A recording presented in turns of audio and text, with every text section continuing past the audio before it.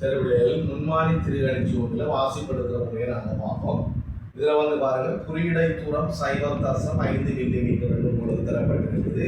இந்த இருக்கிற குறியீடை தூரங்கள் 0.5 மில்லிமீட்டர் தரப்பட்டிருக்கு. வட்ட அளவுடை 45 மேலாக பூஜ்ஜியத்தில் முடிவடைவதால் 50 வட்ட அளவுடைகள் மொத்தமாக காணப்படுகிறது. முதல்ல நாங்கள் லீவ் பெருமானத்தை கண்டுபிடிக்க வேணும், லீஸ் கவுண்டை கண்டுபிடிக்க வேணும்.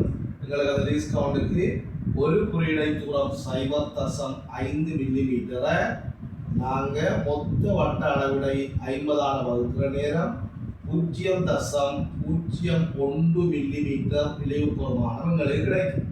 இதுக்கு பிறகு நாங்கள் வாசிப்பு எடுக்கிறதாக இருந்தால் பாருங்க, 0க்கு அடுத்ததாக 0.5 அரை 1 1.5 2 எங்களுக்கு பிரதான வாசிப்பு, எங்களுக்கு நேர்கோட்டு வாசிப்பு 2 மில்லிமீட்டர் கிடைக்கும். அதுக்கு பிறகு பொருந்துகின்ற வாசிப்பு பாருங்க, 45க்கு மேல் இருக்கிற 46 வட்ட அளவுடையில பொருந்தது. அதனோட நாங்கள் லீவ் பிரமாணத்தை பெருக்க வேண்டும். அப்போ எங்களுக்கு 2 மில்லிமீட்டர் இங்கே பெருக்கெடுக்கிற நேரம் 0.46 வரும். ஆகவே 2.46 மில்லிமீட்டர் தான் இந்த உருவில காட்டப்பட்டிருக்கிற அளவிட இந்த வாசிப்பாக அமையும்.